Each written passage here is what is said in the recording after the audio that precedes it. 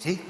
Buscábamos un medio de expresión que reafirmase o noso enxebrismo, é dicir, a nosa diferenciación como galegos, e ao mesmo tempo buscábamos un punto de conexión coa modernidade europea, o atlantismo, Portugal, a Galiza, Irlanda. Mesmo traducimos fragmentos de autores contemporáneos como Ulises de Joyce. Que traduciu magníficamente Otero Pedraio. Sí. Había que ser didácticos, por iso chegamos a publicar unha revista infantil totalmente en galego chamada As Roladas, e mesmo fixemos un plan pedagóxico para a galeguización do noso ensino. Supoñemos que se hoxe organizastedes este acto conmemorativo é porque algo de todo isto que comezamos nós ficou. Mais segue con vos, non é?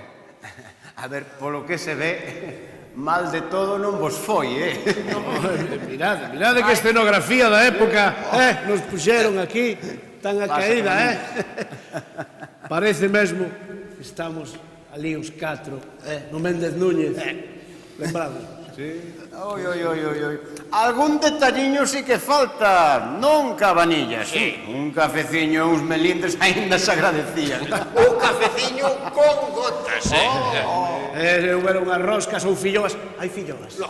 Ou unhas chulas de cabaza que estamos no tempo. Unhas torrixas. É un bo albariño para ir metendo todo para dentro. E un requeixo con mel e noces tamén se faría querer, Tamén. Ai, as xentes galegas sempre a mirar pola fartura, Tes que desculpar, Margot. Co ben que me acolliches cando fun eu a Berlín e a todo canto galego pasou ali pola túa universidade e agora nós, coa emoción do rexurdimento do grupo, nós esquecimos completamente facerche un sitio. Non. É así perfecto, está absolutamente perfecto, porque vostedes catro son os que foron convidados para conmemorar o centenario da revista Nós. Vostedes catro son os auténticos protagonistas deste acto, non é? Vostedes catro son os que realmente compoñen ese magnífico retrato que representa ese fito histórico. Ao meu entender, tampouco na altura souperon facer un sitio para unha muller, non é? Xa, a verdade é que ten razón, Xa empezamos. Xa sabes, naqueles tempos, na década de 1925, só 10 anos despois de que a Universidade de Compostela abrise as súas portas ás mulleres, aínda eran moi poucas as que pisaban as súas aulas. Claro, se non era doado para as mulleres acceder á universidade, menos doado era acceder a unha actividade non remunerada como unha asociación científico-cultural. Xa, o que pasa que eu teño unha información un bocadiño diferente, non? Xa había tempo, segundo teño entendido, que as mulleres das irmandades estaban a reclamar o seu espazo, non era? E deuselles na Asamblea de Lugo ou non? Exacto. Na Asamblea de Lugo de 1918, as mulleres das irmandades conseguiron que se recollera na acta por fin a igualdade real e legal entre mulleres e homes. Mas esa igualdade non se conseguiu de facto. No acto para nomear as directiva do grupo feminino das irmandades, só os homes leron discursos. Agora que o dis... Pois mira ti que eu nunca reparara niso. Non se lle cedeu a palabra a ningunha das mulleres electas. E máis, nin sequera tiveron a honradez de ler unha calorosa mensaxe que enviaran unhas camaradas mulleres en catástrofe. Que? É alemán. Que equinoccio. Ai, hermanos, por favor, que desastre. Ai, desastre. E na Asamblea das Irmandades da Fala, vostedes son da prensa, non é? Voulles contar. Na Asamblea das Irmandades da Fala, que se celebrou para protestar polo fusilamento das labregas de Sofán, a prensa da época recolle o seguinte: tras a magnífica intervención de don Lois Peña Novo, Que, por certo, falou... Que ben falar a maravilla, falar a sensacional. seguiu a intervención representando a sección feminina da Irmandade de unha muller nova, fermosa, de meixelas coloradas. Certo, falara maravillosamente. Certo. Vostedes estaban na altura na asamblea? Sí, por suposto. Claro. Falou ben a muller, non? Unha maravilla Que excelsa. chamábase? Era a das meixelas coloradas. Unha anónima muller de meixelas coloradas. Miren, o meu nome é Margot Spooner. Margot Spooner. Non vayan poñer unha alemá de baixa estatura con carácter flemático cando escriban a prensa. Non era difícil atopar ese tipo de crónicas na prensa da época.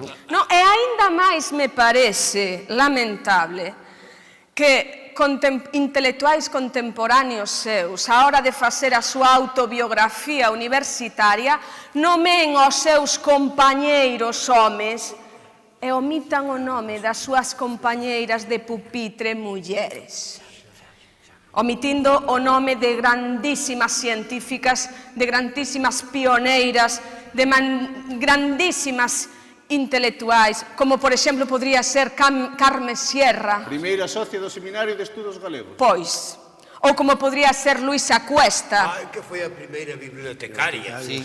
ou María Corredoira, ou tamén, mesmamente, Xosefa Iglesias Vilarelle, que estando destinada de mestra aquí en Mourente, que aquí non é Mourente aquí, pois ela, sendo mestra aquí en Mourente, fixo o seu método de lectura, o primeiro texto didáctico en galego para o ensino da lectura e da escritura en galego. Efectivamente, Margot, efectivamente. Na revista nos celebramos ese feito con moitísima ledicia, con moi boas consideracións, pero tamén hai que dicir que foron varias as mulleres as que presentaron os seus artigos, os seus maravillosos artigos na nosa revista. Xa. Pois, por exemplo, mulleres como Annie McSween, como Francisca Herrera Garrido, como a ti mesma, Margot. Non, si, certamente eu non teño queixa que dar, eu sempre fui moi ben tratada por todo o grupo, mas non percibín ese mesmo tratamento para as camaradas galegas e non me cosía ese pan no corpo. Ten toda razón. As mulleres irmandiñas fixeron un valiosísimo labor social, cultural, mesmo político, mas sobre o seu productivo traballo sempre se botou un mantelo pesado e opaco. E pido unha salva de palmas para elas.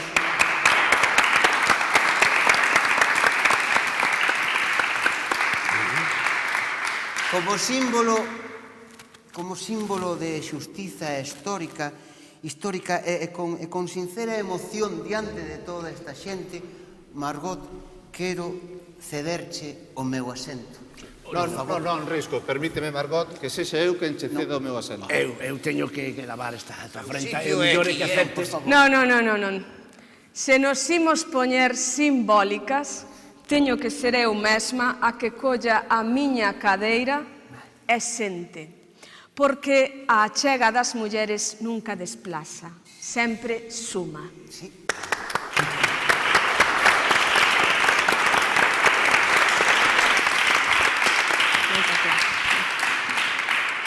E agora, se mo permiten,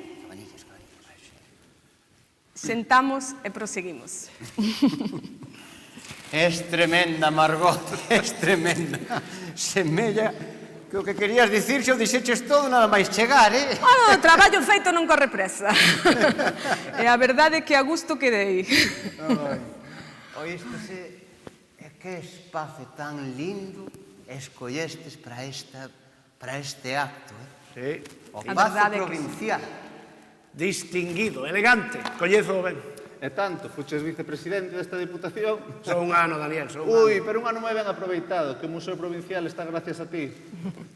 A verdade é que nunca cheguei a saber como é que se vos ocorreu a idea de crear a revista. Como é? Foi aquí o irmán Losada quen provocou, foi o artífice total deste xuntorio. Foi unha aberración. Unha aberración. Unha aberración.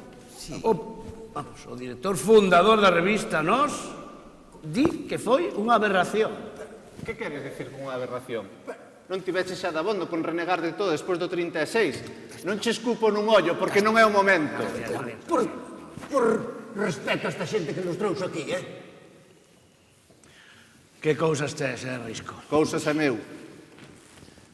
Foi unha aberración no significado de algo que se afasta do normal. Ai, Risco sempre sorprendéndonos coa súa, como se di esa palabra? Elegancia. Sabedoría. Elegancia? Retranca, Losada, retranca. Pero vos pensades que eu ia vir aquí ao mundo dos vivos sen aproveitar para darme unha volta por algún castro ou algún monte? Ai, meus peiños, meus peáns, se non fora por vos, comían meus cans. Que agilidade, Risco? Pareces un rapaz. Ai, se fixerades deporte como a min. Faz gimnasia despois de morto. E yoga tamén. Xenia figura ata despois da sepultura. Levo toda a vida e toda a mortandade aturando as súas mofas. Mas agora, veña, poñédevos de pé. Que di? Para que? Imos facer exercicio de pé. Retranca, non? Espero. A ver, Nada de retranca, de pé. en pé, irmáns, en pé. Ademais, facedele caso, Risco non vai desistir. Home. Non foi can de manter un porco de pé durante 170 páxinas. Pois veña. Veña, colocádevos, estamos todos. Sí. Veña, respiramos. Veña, abaixo, arriba, abaixo, arriba. Ves, non parecemos a danza macabra dos meus esqueletes. Ai, sí. Para pa pa pa pa para pa para. Para pa pa pa pa para pa para. Para pa pa pa pa pa pa pa para. Para pa pa pa pa pa pa pa para. Para pa pa pa para para para. Para pa pa pa pa pa pa pa para. Para pa pa pa pa pa pa para. Para pa pa pa pa pa pa pa para. Para pa pa pa pa pa pa para.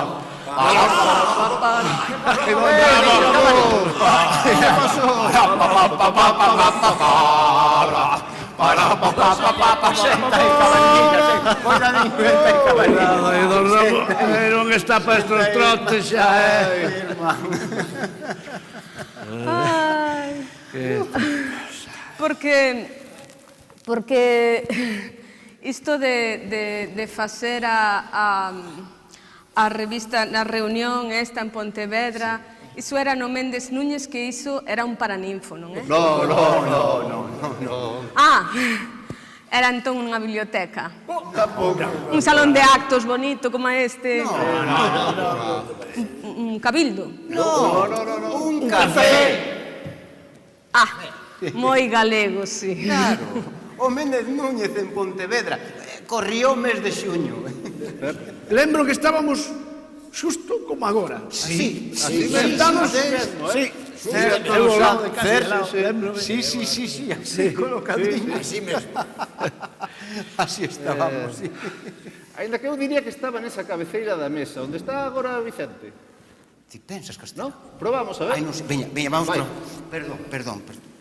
Vamos a probar aí, a ver Me si. sona. A ver. Ah, bueno, agora que o dis? Sí, eu ao lado de Don Ramón. Era así. Claro que sí, me lembro ben. Sí. A máis, irmán Losada, ti nunca viles que ti e máis eu estamos cambiados de sitio. Pode ser, porque eu lembro estar ao lado de Castelao. Estabas ao meu. Sí, eso seguro. Sí, estabas a cara ao meu. Agora, sí, home, sí, era así tal cual, era así como estaba. No, Losada, ti non estabas aí. No, ti non estabas aí. Ti estabas aquí e eu estaba aquí. Disculpa. Pero aquí agora non hai ninguén. No, pero xa vai, xa vai. Estábamos así colocando. Sí. Risco Home, sempre á dereita. Eu Sí. tiña aquí o meu cabanillas, o irmán, claro, estábamos agora así. A mí non me cadra que estar aquí coa perna esta para fora, non das? Para. Disculpa. Eu penso que Disculpa. Disculpa, Cabañín, disculpa, non vayas... Non vayas a caer, non vayas a caer. Como? A ver, eu penso que... Sí, home. Era así. Agora sí, Claro, era así, home, perfectamente. Vos os inadaptados. A xente galega sempre dando voltas para non moverse do sitio, non é? Pregúntome eu como argallaríades para conseguir repartir os cargos. Foi moi doado. Sí.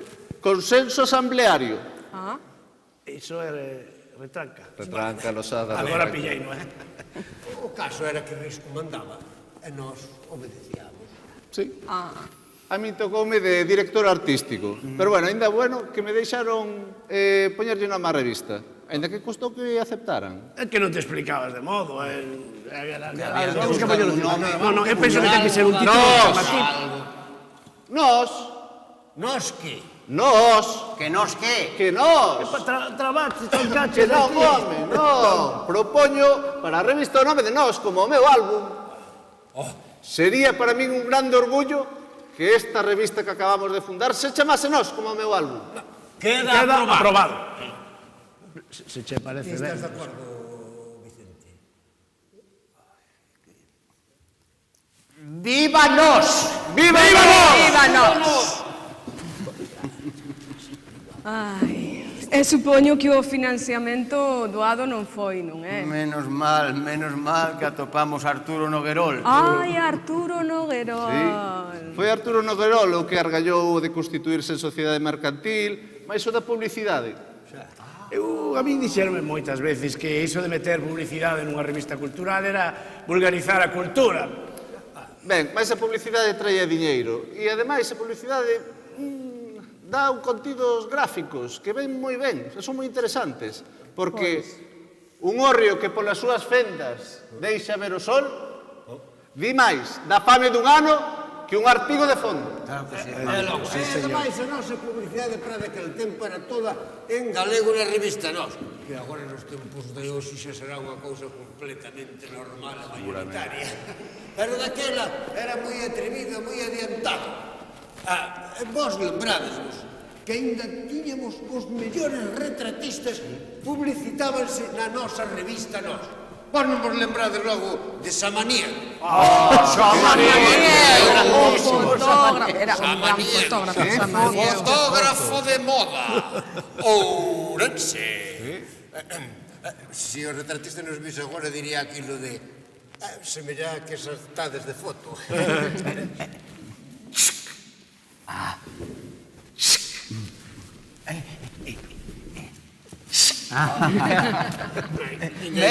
Merquen plumeiros de rafia Perille, os de máis dura, os que máis limpan, os máis económicos, en Ourense e na Argentina.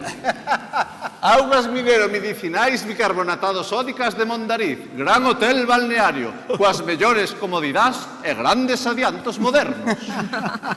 Gran hotel moderno, mellor situado e o de máis confort en Ourense. Rúa do Progreso 45, teléfono 57.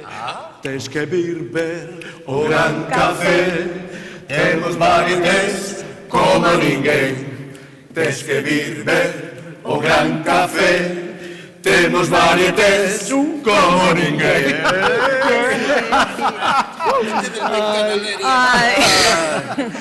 Que divertido era todo, na revista Nós, porque ao mesmo tempo de ser cultural é unha revista moi divertida. Eu o que máis vos agradecía era esa atención que tivestes de meter a cultura tradicional. Ai, aqueles refráns que soaban. As adiviñas. Cucurico non ten ollos cun imbico, o fillo de Cucurico ten ollos cu ébico, que é? Cucurico non ten ollos cun imbico, o fillo de Cucurico ten ollos cu ébico, que é? O ovo. E o fillo, os fillos son os pitiños, teñen ollos cu ébico. Ai, ser diferente é ser existente. Pois. Outra adiviña. Non ten oso nin costela e vive debaixo da terra. La toupa. Ai, que ten osos, claro. A ver, que? A miñoca! A miñoca! A miñoca! Non temos. Tiño aquí na punta da lingua. Bueno, pero a miñoca na punta da lingua non é, tal vez. Unha señora deitada no prado, vestida de pano labrado. Non era pano, non era seda, mas que na ve, pasmado queda. A cobra! A cobra. Botas as adiviñas con tanta graza como calquera das nosas paisanas. Cando eu andaba por estas terras, nada me daba máis prazer que andar mesturada con elas. Lembrámoslo perfectamente. Margot percorría kilómetros e kilómetros a pé, a cabalo, en burro, en camións de mercadorías, polos montes, adiante pola Galiza, buscando as aldeas e as xentes máis escondidas. Pois, porque eu tamén tiña interés polo galego moderno. E para facer o mapa do galego dialectal que eu fixen, precisaba meterme coa xente máis rústica. E sempre lle falaba en galego, castelao. Na Galiza, sempre en galego. Margot, Non sei se... contalles o da feira de Triacastela. Este foi un dos episodios máis pintorescos que me aconteceron aquí. Eu fon, claro, eu mesturábame coa xente, entón iba ás feiras, estaba eu na feira en Triacastela, estaba falando cunha feiranta que estaba a vender o seu gando. Como non había clientes, a conversa prolongouse. Mas hubo un momento que a señora dime así, sen máis: queridiña, quédame aquí coa cocha. E xa me vexo eu así sen pensalo cunha vara na man, cunha corda na outra, a cocha a inquirirme. Os outros feirantes ignorantes da miña condición pois viñan, preguntábame o prezo da cocha. A ver, mal de todo non o debín facer, que cando volveu a señora propúxome ir vivir con ela que para a súa casa como a unha filla. Viña boollo, entón, a señora. E nunha casa na que estiven hospedada, o fillo, sabes, requiriume de amores. Cuidadiño. E díxome el, que eu non son pobre, que son o fillo máis vello, como é que lle chamades o... O vinculeiro. O vinculeiro. E a casa vai ser para min e así vostede xa non vai ter que estar a dedicarse a facer cine. Como cine. A ver, porque eu sempre iba coa miña cámara, bueno, unha rudimentaria cámara fotográfica, mas correuse a zona de que eu andaba a facer unha película para Bos Aires. Bueno, é que era, paseino tan ben estas... Na casa do cura de Lousarela. Ata altas horas da madrugada a escoitar os contos do tío Miguel. Aquilo era fantástico. O cura tiña un viñazo. Todo hai que dicilo, bo e abundante.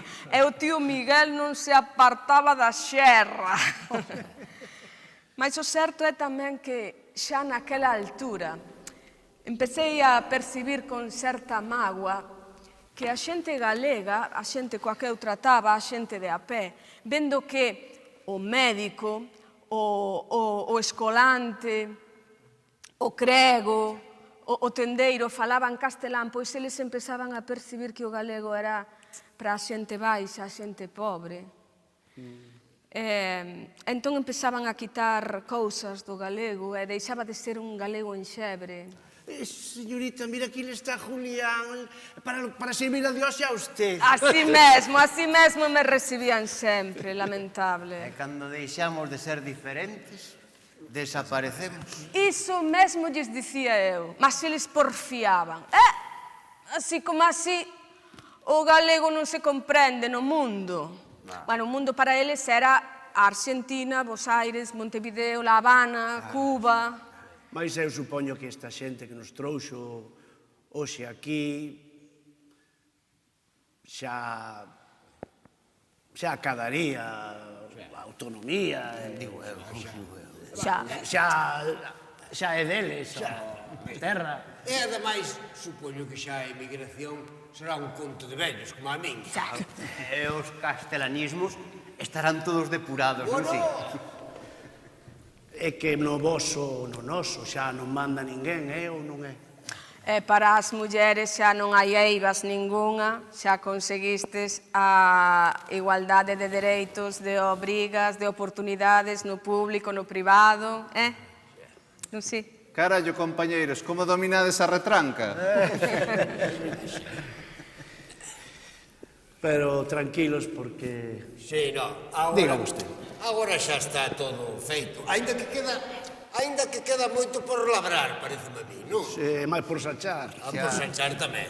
Xa sabemos perfectamente que non deixan de caer meras e pedrazos sobre as vosas colleitas. Iso sufrímolo nós nas nosas propias carnes.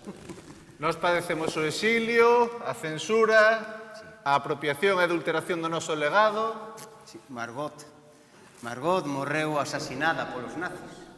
A propia revista Nós foi vítima de rapina dos falanxistas que queimaron e asolaron a imprenta e o obradoiro de Ángel Casal a máis de María Miramontes. Casal, que fixo máis por Galiza e pola súa cultura que a todos nós xuntos. Certo? Pero sempre hai que levantarse. E sempre hai que poñer outra vez a sementeira. E sempre hai colleita, dunha maneira ou doutra, sempre houbo colleita e continúa a habela. Claro, é por iso polo que viñemos hoxe aquí, para dicirvos que Nós confiamos en vosotras.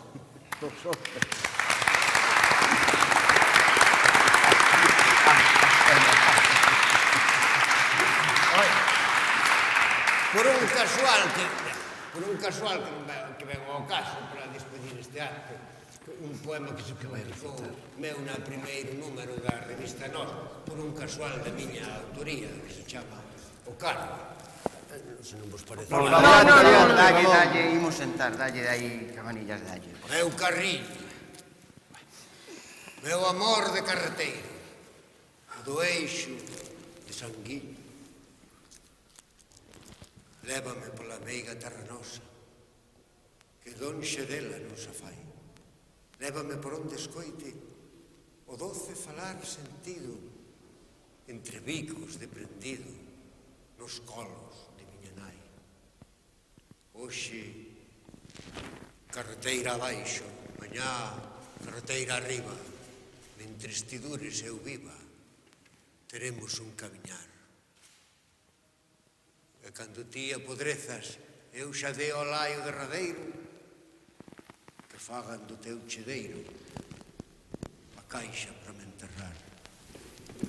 Meu carriño, meu amor de carreteiro, o do eixo de Ameneiro e os canisos de Sanguiño. Meu carriño! Agora sí. Moi ben, don Ramón, moi ben. Ramón, moi ben, Ramón. E para nós sería agora para nós e máis para min, sería unha honra que nos pudéramos retratar con as persoas que organizan, as persoas que van debater, se teñen a ben vir con nós. Prometemos ser hixiénicos mesmamente.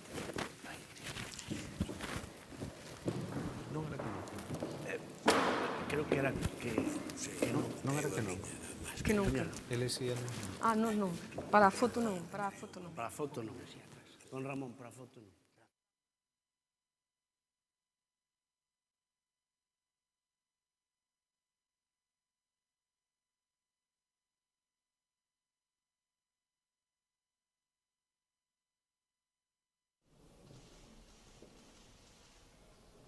Un momento histórico. A xeración de 1920 da cultura galega como xeración do presente. Aproveitamos este momento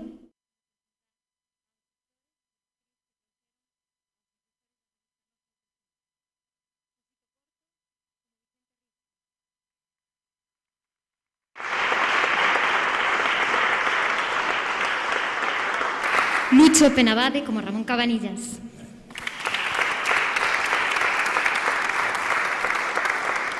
Víctor Mosqueira como Antón Losada. Dane García como Castelao. Etero Rodríguez como Margot Sponer.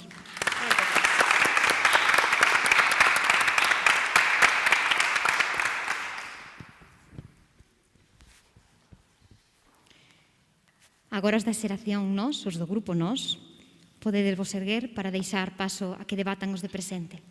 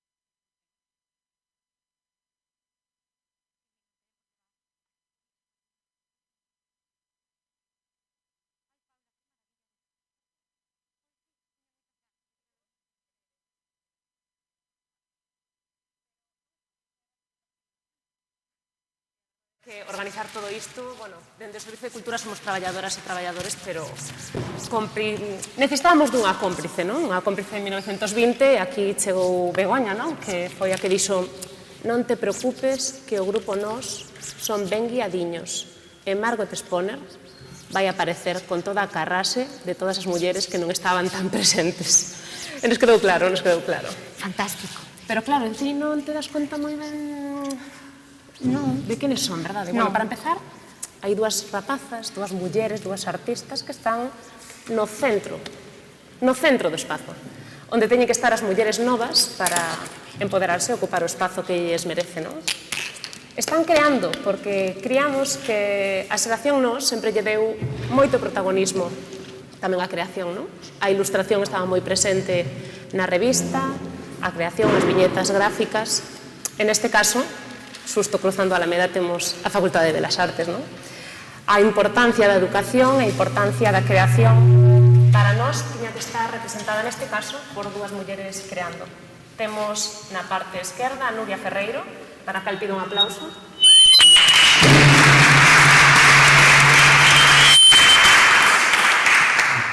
E na parte dereita a Lara Cores, para a cal pido outro aplauso.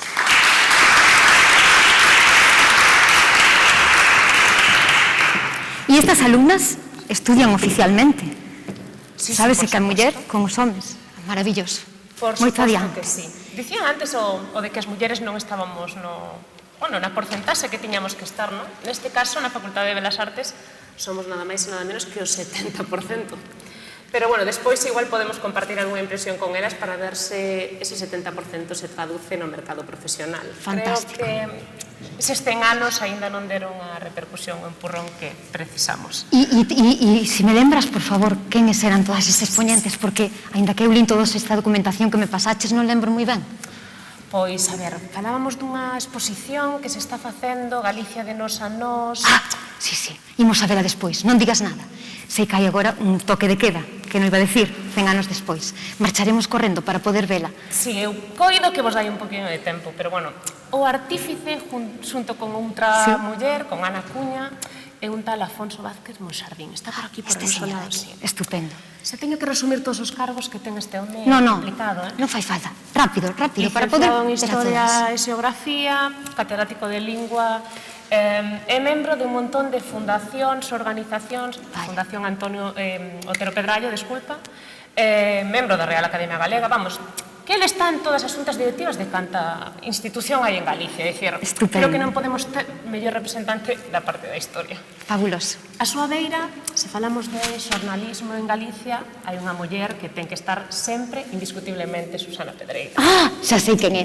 Susana Pedreira ten un programa de radio que é sobre viaxes. Sí. Leva máis de tanto de índole local, regional, como... Non, pero esa de xente viaxeira é a que me gusta a min. A que nunca fixo un especial sobre viaxes no tempo. Xa estás tardando, Susana, xa estás tardando. Ai, estupendo. Ao seu lado está unha das mulleres que máis estamos acostumadas a ver sobre a alfombra vermella. Así? Nominada unhas 7, 8 veces aos premios Goya. Conta cun premio Goya. Conta cun mestre Mateo. Unha chea de premios e mencións de honor porque é unha das mellores persoas para representar o oído do audiovisual, especialmente no oído da animación. Xa lembro quen é Chelo. Ti sabías que esta muller convenceu para que en Sargadelos fixesen unha columna de cerámica para a cervexa Estrela de Galicia? Ah, e sabes quen o deseñou? O pequeno de Camilo Díaz Valiño. Sí, o pequeno, Isaac, que, bueno, na nosa época estaba recén nacido. Creo, porque convence a calquera. Representa tamén a xunta directiva de CIMA, as mulleres no cinema a nivel nacional. Vamos, as mulleres que pisan ben sobre a alfombra vermella. Que interesante. E quen é o mozo que está ao lado da vosa presidenta? El se defende máis coa parte gráfica, é dicir, fai historietas... Historietas? Creación... Creación? Non é un pouquiño coa parte política, por exemplo. Xa callo. Este é o que fixo o Pasquín, aqueno que saía o alcalde representado como un personaxe de viñeta. Non máis mal. Castelao vai estar moi orgulloso de velo aquí. Hai un lobo lector que percorre moito Pontevedra. Non sei se vos sona, relacionado co Salón do Libro. Pois tamén está detrás, sabes, colaborador dun montón de medios, El Jueves, agora tamén co Correo Galego, co La Voz de Galicia, vamos, dentro do oído da banda deseñada, un dos pioneiros, ademais, funda a primeira escola de banda deseñada de Galicia. Que maravilla.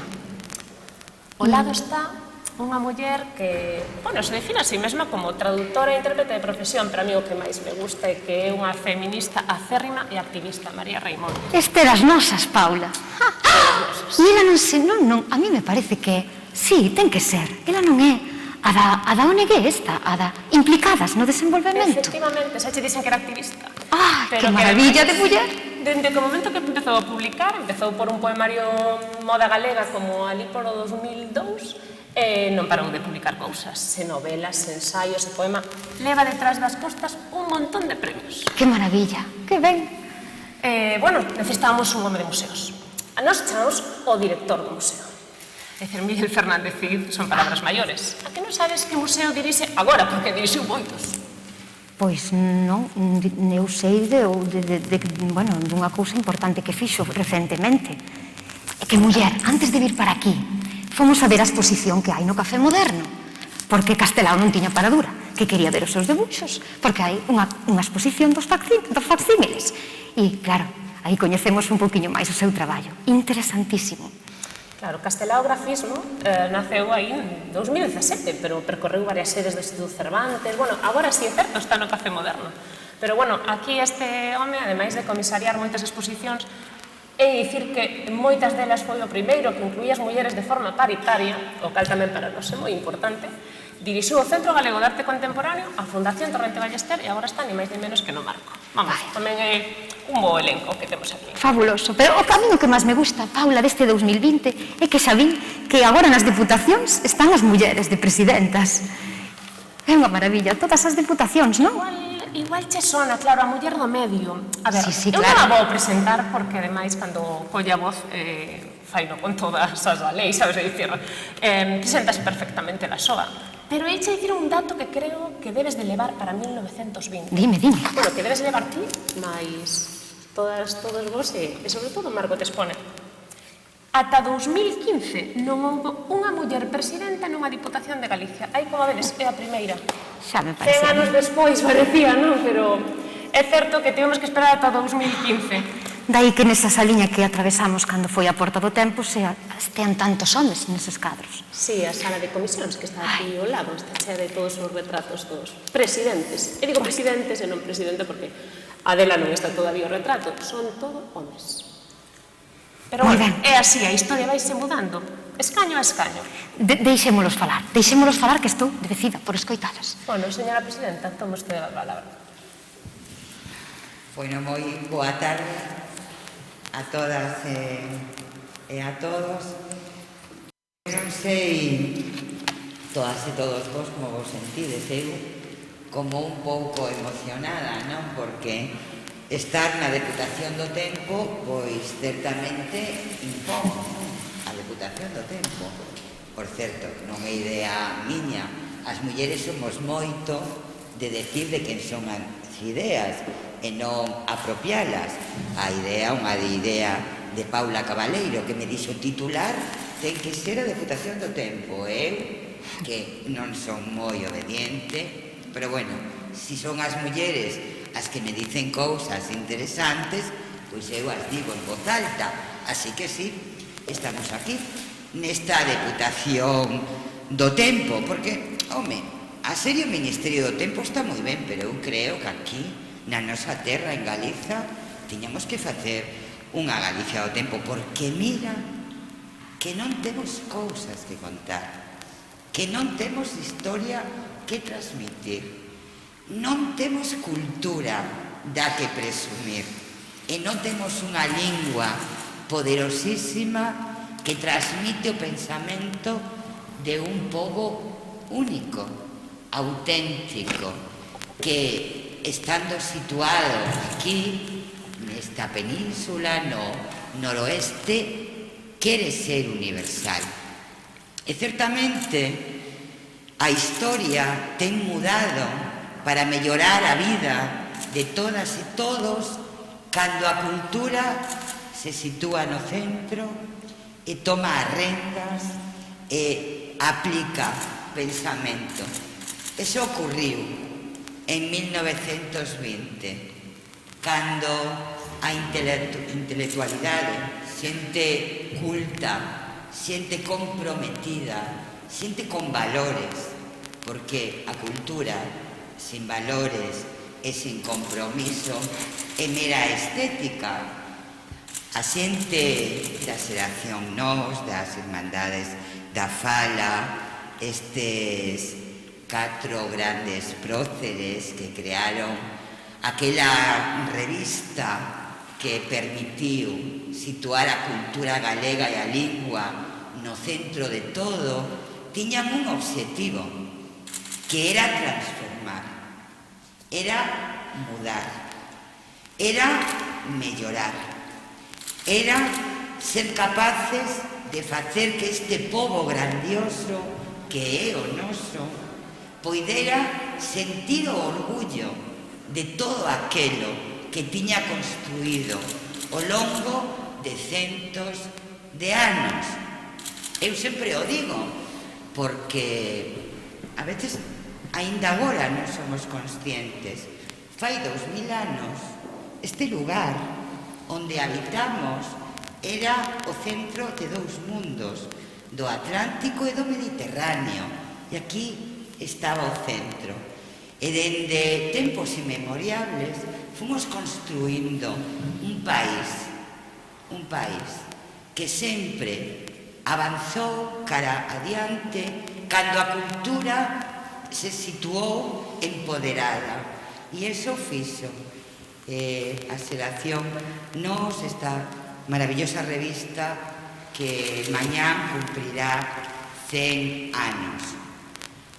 Así que é o que hoxe estamos a celebrar, a nosa memoria, que é unha memoria potente, que é unha memoria que temos que reivindicar, moito máis nestes tempos de 220 caracteres, onde parece que todo se pode decir en titulares, e donde realmente o que precisamos é cultura, intelectualidade, xente formada que volte pular por un país que merece moito a pena. E tamén queremos celebrar eso no ano 2020, 100 anos despois. Al lado de todo esto, de este mundo de ruido, de titulares, de confrontación, onde a incultura, o cretinismo parece que quere ocupar espacio, xunto a eso, tamén é certo que aquí, na nosa terra, en Galiza, está ocurrendo algo extraordinario, e é que de novo hai un enorme pulo cultural en todos os eidos, no da literatura, no da historia, no do cinema audiovisual, no teatro, en todos os eidos culturais. E, querida Margot, esa revolución cultural que de novo estamos a ter ten nome de muller. Hai homes tamén, claro, que a nos encanta, ademais, que haxa homes na cultura. Nos queremos a metade simplemente de todo, porque é noso. Pero está vendo moitísimas mulleres ocupando moitísimo espacio e, ademais, orgullosas, empoderadas. Pero tamén é certo, querida Margot, que para ser sincera e decir a verdade, pois sí, en Belas Artes o 70% das matriculadas son mulleres. Pero cando se remata Belas Artes e hai que dirixir, entonces cambia todo. O 30% se convirte no 80% que dirixe. Entonces ti, pois pensas quen dirixe museos, pensas quen dirixe as editoriais, pensas nas exposicións, de quen son mayoritariamente. E claro, aí seguimos ocupando porcentaxes que, dende logo, están moi lexos, moi lonxe da metade, Pero claro, se vas ao periodismo, pois tamén acontece algo similar. Cerca de o 65% de quen remata as carreiras universitarias de comunicación, periodismo, son mulleres. Pero os medios de comunicación, somente o 21% son dirixidos por mulleres. Bueno, no ámbito judicial tamén acontece algo parecido. O 55%, entre o 55 e 60%, de as persoas que aproban unha oposición tan complicada como para ser suíza ou suíza son mulleres. Pero logo no Tribunal Constitucional case que non estamos, no Tribunal Supremo case que tampouco, na Audiencia Nacional, pois, ridículo o número, pero incluso se vamos a audiencias provinciais, tamén aí estamos escasamente representadas. E así poderíamos facer un enorme análise da posición das mulleres en todos os eidos. Bueno, estamos moi contentas, non? E decimos, a primeira muller no Tribunal Supremo, a primeira presidenta dunha deputación, a primeira muller voceira no Senado, a primeira... E claro, estamos un pouco hartas de ser a primeira. Non, que queremos ser a metade de todo. E, bueno, pois seguimos traballando nese eido, nesa loita. Cando no 1920 ti, muller empoderada, valiente, bueno, seguro que te chamaban malvada, como lle chamaban a todas as mulleres que formaban parte das Irmandades da Fala, mulleres cultas, mulleres formadas, mulleres que participaban altivamente, mulleres que querían ocupar o espacio público, pois seguramente que oa tamén nos chaman malvadas, trepas, e non sei cantas cousas máis, pero nos encanta, Si ser malvada é sinónimo de ocupar o espacio e de poñerse de pé, pois ocupamos o espacio, nos poñemos de pé e no centro, non? Así que por eso hoxe, e remato, queríamos celebrarvos a todos vos. Celebrar a Cabanillas, celebrar a Castelao, celebrar a Losada, celebrar a Risco, celebrarte a ti, querida Margot, porque deixachedes unha pegada que fai que nos sintamos poderosos e poderosas como galegos e como galegas, pero no 2020 queríamos que a revista non se chamara Nós, se chamara Nosoutras. E, polo tanto, neste maravilloso escenario rodeado de todas estas mulleres e homes tan potentes da nosa terra, desta Galicia do século XXI, pois estamos 4 mulleres e 3 homes. Quisemos que houbera un pouco máis de mulleres, porque tamén somos o 52%, home, para unha vez que nós podemos decidir como é o debate, quen está representado, pois decidimos que esta vez nos tocaba a nos ser unha máis en lugar de unha menos. Así que, moitas gracias, nos seguimos bebendo do voso pensamento, seguimos bebendo do voso coñecemento, pero agora ese pensamento, ese coñecemento ten voz femenina. Así que nesta Deputación do Tempo os reivindicamos a todos e a todas, particularmente aquelas mulleres maravillosas, empoderadas, de aquel 1920, e hoxe aquí estamos poñéndolle voz a esta nova revolución cultural que quere ser o pulo de un cambio necesario que precisa o conxunto da sociedade. Unha sociedade mellor se a cultura é o elemento que pode texer outro mundo. E a política ten que ser o instrumento que permita que eso aconteza. Por eso tamén Risco era un home comprometido políticamente, e todos vos tamén, moito pensamento político, porque a fin de contas a política non é quen se adique a política, senón a capacidade de transformar o mundo, e vos pois teñades moito pensamento político, ademais dese pulo a cultura galega, a lingua galega, a etnografía, a historia, a todo eso maravilloso que representamos. Así que celebremos 1920, celebremos a revista Nós e celebremos este 2020 cheo de mulleres valientes que van a cambiar o mundo. Gracias.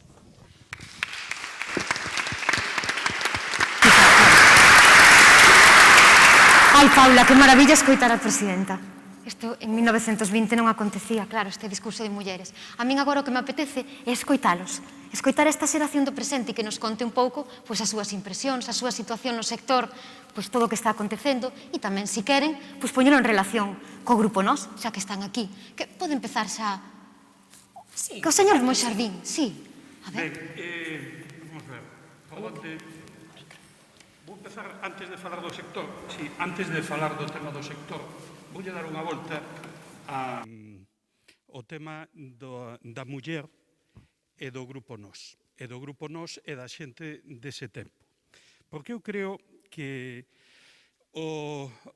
a historia do galeguismo, desde a declaración das Irmandades da Fala hasta todos os artigos que hai na propia nosa terra, algún que hai na revista Nós, e sobre todo no Partido Galeguista. Eu traio aquí a insignia do meu avó do Partido Galeguista e a miña avoa estaba no grupo femenino do Partido en Ourense. Pois é unha historia ben curiosa, porque hai un orgullo por parte de todos os galeguistas históricamente de potenciar ese papel da muller. Por qué? Porque eles son conscientes de eso que antes nos comentaban os actores, de que as mulleres nas loitas agrarias do ano 9 e tal, pois houbera mortas mulleres nese enfrentamento. Eles eran conscientes de que o icono cultural de Galicia, Rosalía de Castro, era unha muller, de que o contraicono dese galeguismo de Emilia Pardo Bazán era outra muller. E entón, claro, pretendían desde o comenzo impulsar ese movimento de organización das mulleres como o impulsaron a través primeiro de Ultrella e de outras cousas o movimento dos homes. Entonces, isto é algo significativo porque temos que ter en conta que cando se fai no ano 18 esa declaración de Lugo en favor dos dereitos da muller que o pon como primeiro problema político, ainda tardarán moitos anos hasta que a República Española recoñeza o voto femenino, coa oposición dunha boa parte da esquerda. É famoso o discurso de Dolores Ibárruri contra o voto femenino, porque decían que eso levaría a que os curas manipulasen, etc. Entón, isto que é un tema moi complexo, creo que desde o mundo galeguista sempre se tratou de de impulsar isto. É triste que na revista Nós só haxa 3 mulleres que teñan artigos, unha alemana, Margot, bolseira da Junta de Ampliación de Estudios de Madrid, que pasou por aquí uns meses, Annie Maxwell, que non sei se é Annie ou a irmá que fixo o artigo, pero, bueno, iso é unha cuestión menor, irlandesa, e despois Francisca Herrera Garrido, que, bueno, que é unha muller tamén bastante problemática. E despois hai que o punto de esperanza, que son 9 ou 10 mulleres que facilitan traballos a risco e os publica dentro da sección esa do Arquivo Filolóxico e Etnográfico de Galicia, que eran estudiantes de magisterio que lle pasan os materiais. Entón, eles están en todo momento aí con ese impulso. E entonces eu creo que isto é un valor positivo e diferencial que ten a tradición cultural galeguista.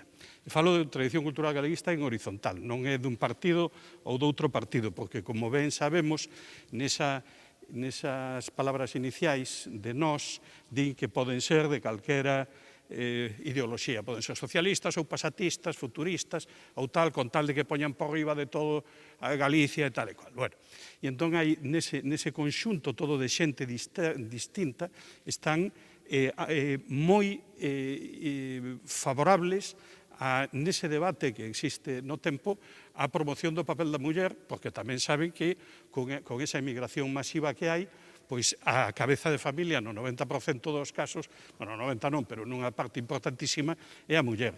E entón recollena, creo que ese impulso está aí diferencial respecto incluso de outras forzas políticas. Ben, iso era así unha aportación inicial. E despois chamar tamén un pouco a atención, porque creo que cando no ano 18 hai a gripe, 18, 19 e 20, con distintas recidivas, que é importantísimo para que estes señoritos de Ourense se decaten de que hai máis problemas no mundo que andar elucubrando sobre o tema do orientalismo ou nestas cousas e que se dean conta de que a xente sofre, de que a xente está aí. E entonces esa baixada á realidade ten que ver con isto. E a situación de hoxe? Pois a situación de hoxe é radicalmente distinta, porque Galicia era un soño na idea destes señores. Non había, tiña a mesma relación administrativa un da Cañiza cun de Sigüenza que cun de Carballiño.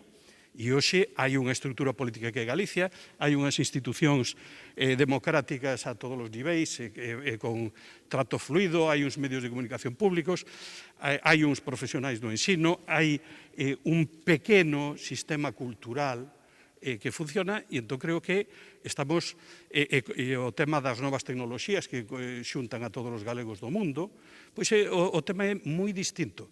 Ahora, esa transversalidade e esa vontade de traballo creo que é o que nos debe de marcar o exemplo, para empezar. Eles falaban moito, pero Monxardín creo que ao final fixo un moi bo resumen, non? Notase que coñece moito a nosa época, a pesares de ser de 2020. Home, estudioso de 1920, pero vese que vive en 2020, non? E nos medios de comunicación? No xornalismo? El fixo alusión a iso, eu creo que a súa beira ten a Susana Pedreira que algo nos pode. De xornalismo, xornalismo. Hola, moi boas. É unha mágoa que isto que agora estaba explicando el, non lo contaran na escola, que eu quería comezar por aí, non?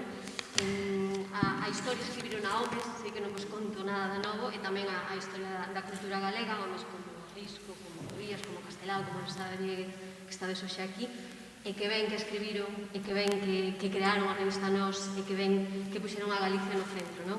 Partamos dai, o legado da xeración Nós, desde logo, é incuestionable, pero eu quería facer esa viaxe no tempo a escola, pensando, por exemplo, nas que éramos nenas nos 80, eu fui a escola pública en Galicia nos 80, nos 90, eu son do 83, e, por suposto, que nos falaban da xeración Nós, como o Pai Nós no temario, non? Examinábamos en lingua e literatura galega diso. Eu, antes de cumprir os 18, lín o Porco de Pé, de Risco, lín Arredor de sí, Os camiños da vida, de Otero Pedrallo, lín Cousas, lín Os dous de sempre, lín Os vellos non deben namorarse de Castelao, e que ven que os lín, non? Antes dos 18, mas non foi, por exemplo, ata hai 2 anos, e teño 36, que lín a unha galega que é Filomena Dato. A mí ninguén me falou dela na escola, por exemplo, non? E sei que ela finou no 26, busquei a data, e imagino que igual foi unha cuestión de tempo, entón que non aparecera na revista Nós, supoño, non sei.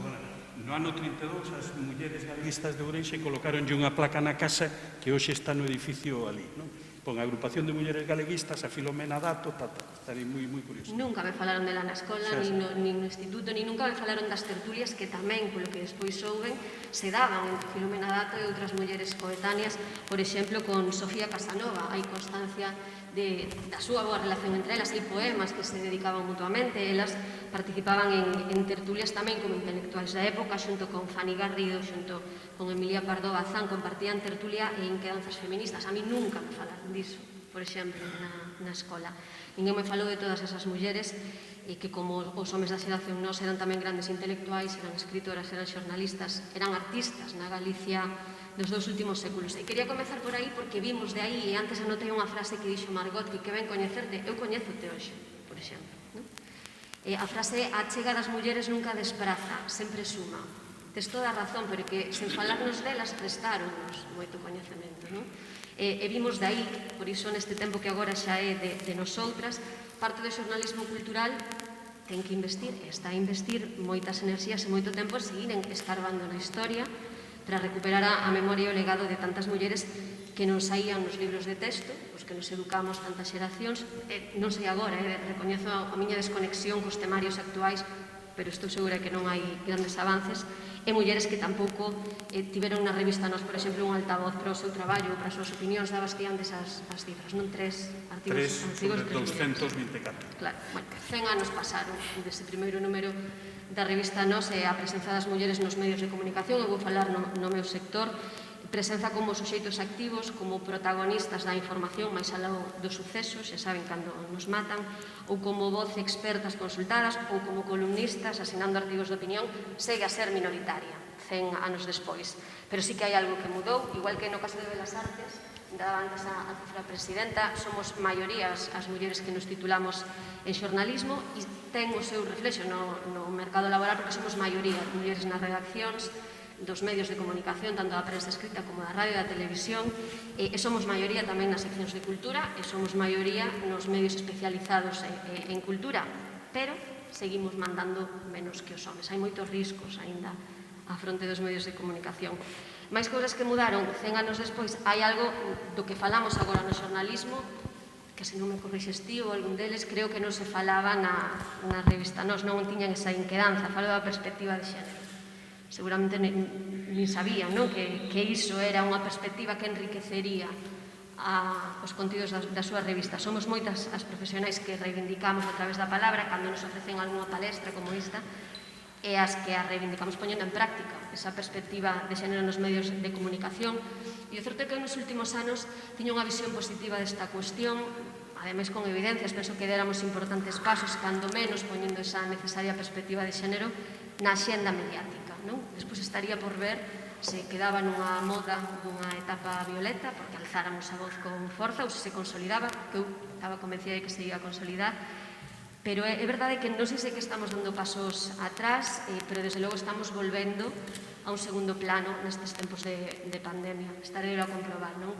Co uso e consumo que fagades nos medios ou das redes, pasa co feminismo, pasa coa lingua, pasa coa identidade, pasa coa cultura. Esta crise sanitaria está relegando todo iso a un segundo plano, todas estas cuestións nas que levamos pelexando tanto tempo, e tamén está relegando en segundo plano o sector da cultura, que hoxe nos ocupa de forma especial. Esta crise deixou en evidencia moitas cousas, pero sen entrar no político, no sanitario, unha das evidencias, además moi dolorosa para os que somos amantes da cultura, é que ese sector que nos salvou, ademais no confinamento, que nos sigue a salvar, non é un sector prioritario para a esfera do público. Falo en xeral, así que estou nunha administración pública que aposta pola cultura.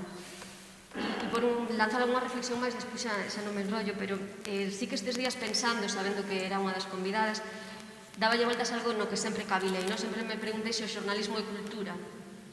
Non o sei, desde logo desde o xornalismo se fai cultura. Hai grandes xornalistas que escriben pezas ou que fan relatos en radio que son cultura, non teño ninguna dúbida.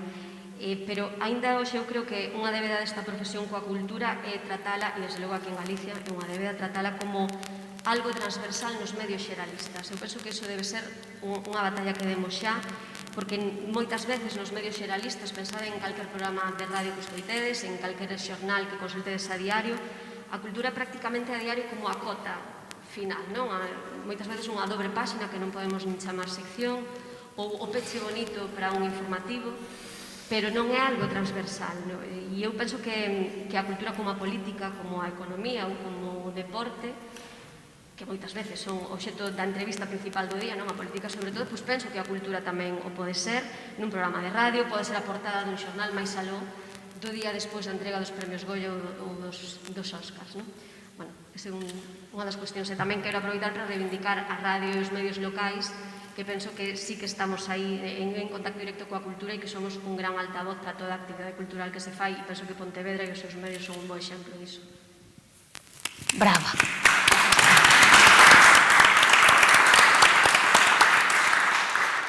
Pois falaban do papel relevante da cultura neste confinamento, non? Non sei a vos, pero a min a produción audiovisual salvoume de moitas teimas. Creo que neste eido Chelo sí que pode informarnos un pouco. Ai, sí, estánlles a afectar moito. Ao sector audiovisual, sí, é verdade. Bueno, pois, moitas gracias a todos por achegarvos hoxe e gracias desde logo á Deputación de Pontevedra por invitarme.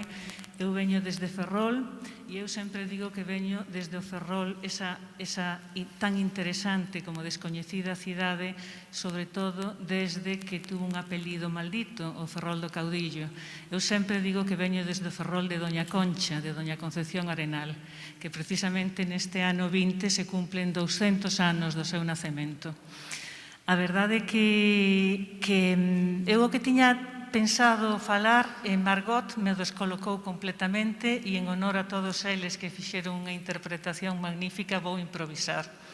Polo tanto, se non saio moi ben parada, perdóademe, pero é que xusto vendovos a todos e escoitando a Margot, pois eu son, como me decían, pertenezo a CIMA. CIMA é unha asociación de mulleres do audiovisual, tamén hai homes, e que loitamos solamente pola igualdade, exclusivamente pola igualdade, por estar aí, por chegar aos postos exactamente igual que os homes e polos contidos, que os contidos sexan máis igualitarios.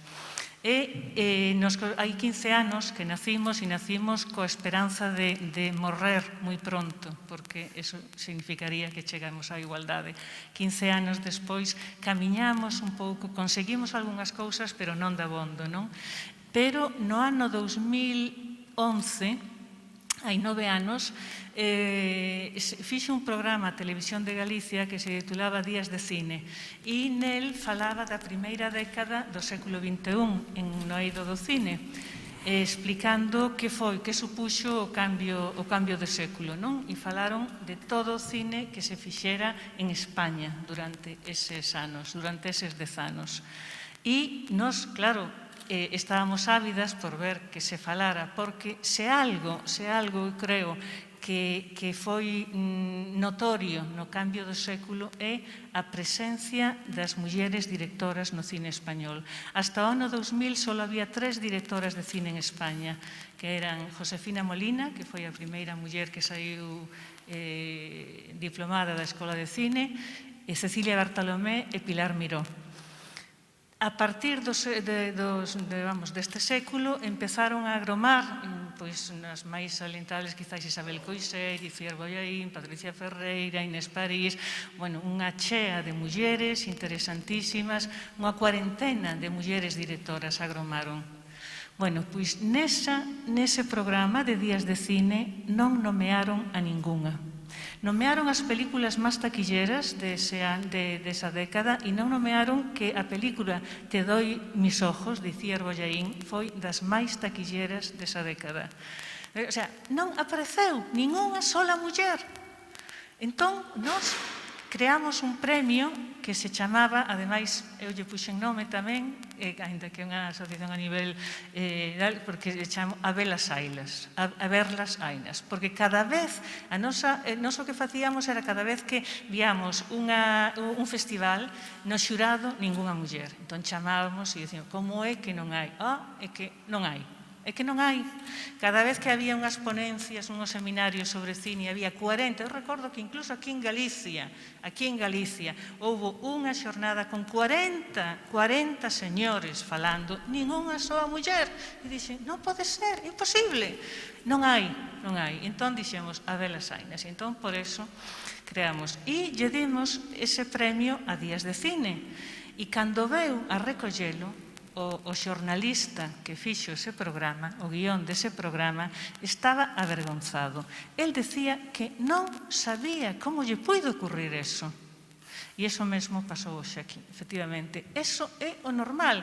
Cando Catherine Bigelow gañou por primeira vez o premio Óscar, foi cando levábanse celebrado 80 e pico premios Óscar. Por primeira vez gañou unha muller. E o titular foi: a ex-muller de James Cameron gaña o Óscar.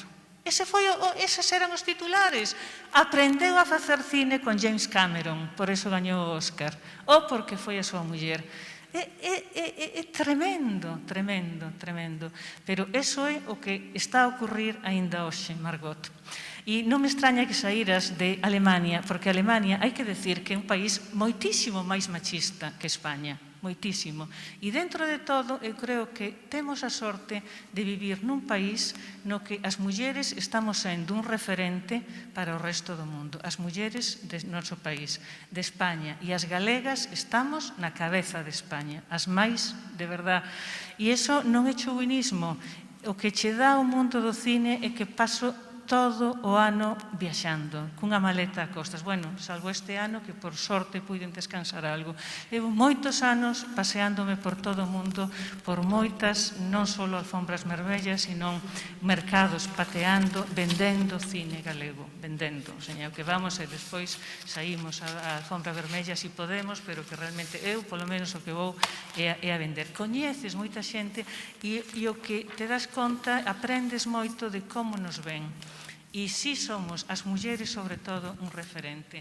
E precisamente, ao fío desto, hai que decir que no ano 2014, cando o señor Gallardón se quixo cargar a lei do aborto, fomos as mulleres, porque cando nos tocan os nosos eidos, sí que saímos, e saímos en desbandada. O 1 de febreiro se organizou unha manifestación en Madrid para protestar contra esa medida que quería facer Gallardón. E 15 días antes nos dixemos, isto é histórico, temos que gravalo. E 15 días antes, 90 cineastas de toda España nos puxemos cámara ao ombro e organizamos, eu na parte da produción, outras na parte tal, organizamos sair a gravar esa manifestación desde todas as estacións de tren.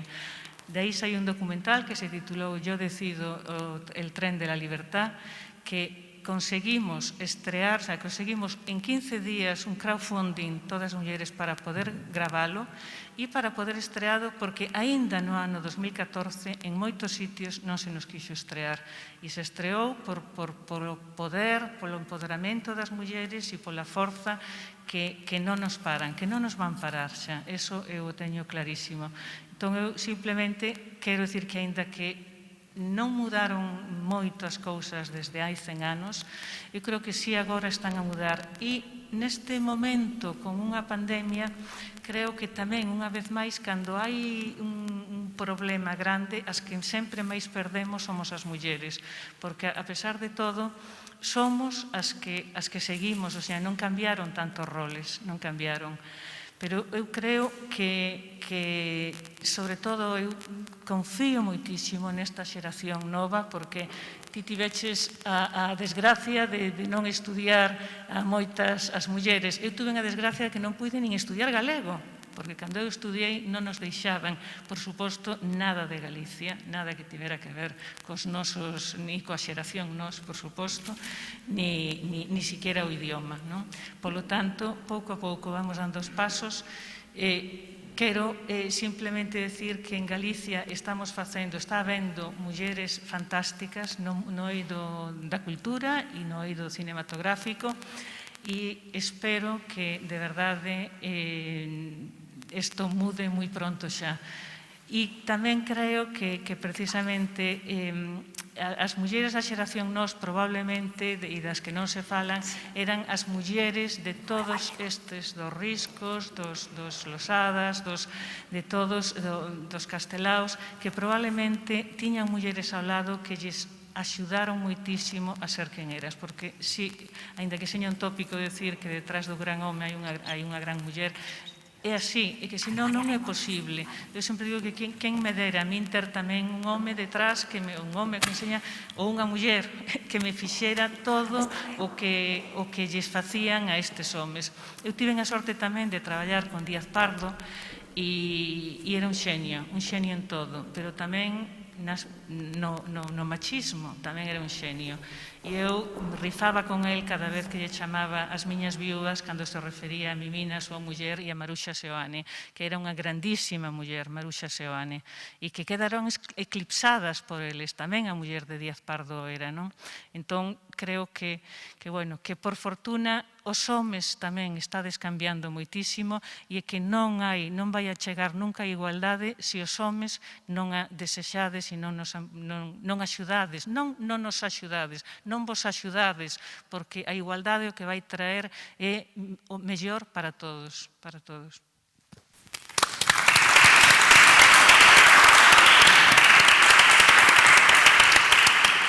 Pois eu, Paula, teño moitas ganas de escoitar a María Reimóndez, porque, iso sí, agora nas letras tedes a moitas escritoras, moitas máis, polo menos, que se publican nos libros.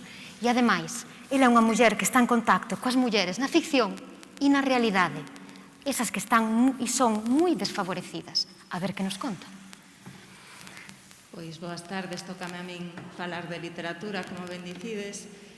Lóxicamente, a literatura non pode existir sen lingua. Entón, creo que vou empezar por aí, non? Sabemos que nós, esa palabra que denominou a revista tamén escollida, significa a primeira persoa do plural. De feito, eu veño dunha zona do interior, a miña familia paterna é da montaña de Lugo. Facemos unha pequena modificación fonética, dicimos nós, cun o pechado, porque é algo que sentimos moi próximo. Pero nós tamén ten outro significado, non? E vou vos ler o dicionario da Real Academia, que non sei se saberedes, pero agora mesmo podemos ler en liña, por internet e esas cousas. E outro significado é lazo que se fai cun ou varios obxectos flexibles, fío, corda, e que se aperta tirando dos dous cabos de maneira que sexa difícil de soltar por si só. E creo que traballar hoxe coa herdanza da xeración nós é revisar os dous conceptos, os dous significados, que tipo de colectividade queremos construir e a través de que lazos e vínculos. Creo que partimos dunha moi boa base, dunha visión da identidade da que vostedes e todas as mulleres non mencionadas, non por nome e apelido, crearon pois, a través da dignificación daquelo que estaba menosprezado, e que segue, temos a fortuna de que segue estando presente non, na nosa identidade, a parte labrega, a parte obreira, a parte pois, do traballo máis ampliado e amplificado por un momento no que pola globalización e agora coa pandemia acabamos de velo, a necesidade de reivindicar pois, os sectores primarios, a dignificación da agricultura e todas estas cuestións non é xa só un discurso, digamos, pois, decorativo, senón que nos está poñendo diante a necesidade de, como dicimos no movimento feminista, poñer a vida no centro. Non? Entón é moi importante que partimos dun espazo e dunha visión política que ten que esa cerna da cal parte. Non?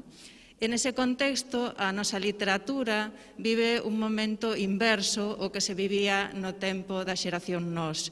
No tempo da xeración Nós había unha poboación galega, como falou a doutora Sponer, por certo a única, non, que ten un doutoramento de todas as persoas que aquí falaron anteriormente, non?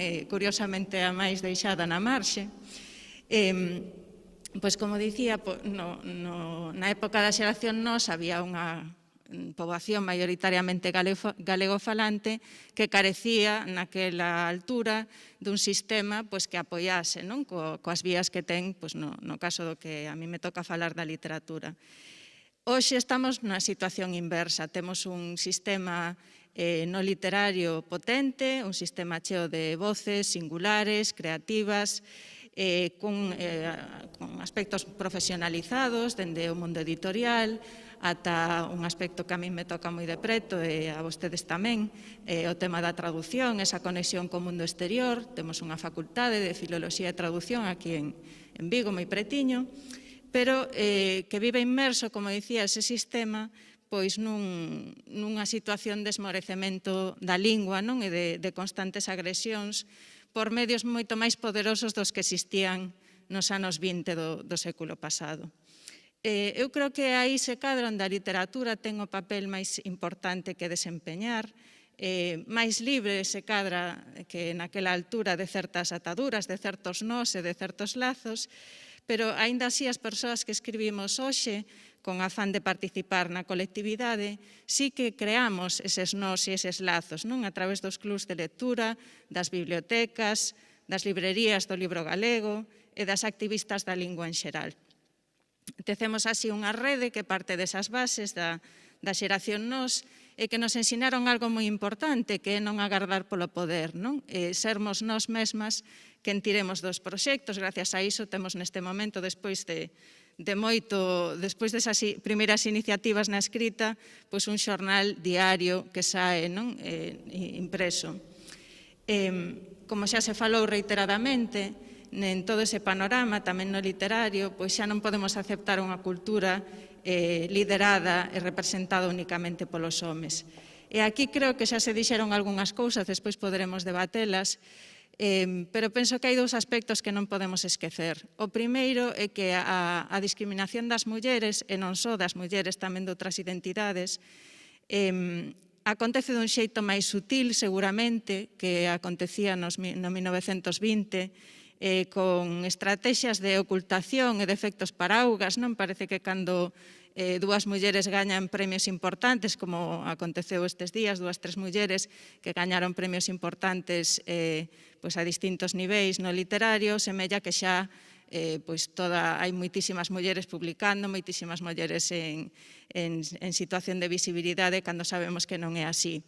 A discriminación das mulleres no 2020 no campo da literatura pasa por outro tipo de procesos tamén, antes falou a presidenta da Deputación de algúns deles, da estigmatización e, sobre todo, da invisibilización. É moi importante aprender das estrategias que se utilizaron e que falaba antes a doutora Sponer, non? Esa muller das fazulas rubias, ou non sei como era exactamente. Bueno, pois eses procesos seguen acontecendo na actualidade. Esperemos que dentro de 100 anos non teñamos que estar lembrando, escavando e rescatando os nomes das mulleres que escribimos hoxe e que damos por sentado que o que esperamos, non? Que permaneceremos na historia se non acabamos antes co planeta, claro está.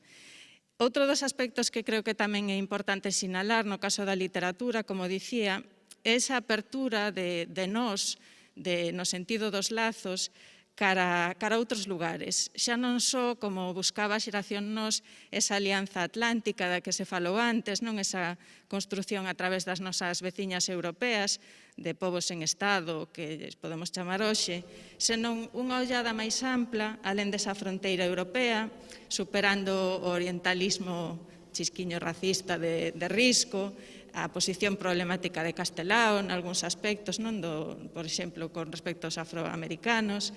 A nosa literatura ten hoxe que mirar o mundo con outros ollos, non? E dende unha postura feminista e decolonial, como é a miña, pois hai que buscar ese espírito de tecer alianzas nun momento en que, como dicía, é máis importante e máis vital que nunca. Onte como a hoxe, é a nosa tarefa seguir traballando nos actos do día a día, en cada palabra que botamos no espazo público, para que fronte ás tesouras enormes doutros, os nosos nós se manteñan fortes, diversos e amplos, para cumprir o que, segundo a feminista decolonial Rita Laura Segato, e creo que é importante que ampliemos os nosos referentes, o que defina un pobo non é un patrimonio cultural estable de contidos fixos, senón a autopercepción de compartir unha historia común que ven dun pasado, que temos aquí hoxe, e que se dirixe cara a un futuro. E creo que así esta é a vía para seguirnos construindo nos dous sentidos da palabra. Grazas.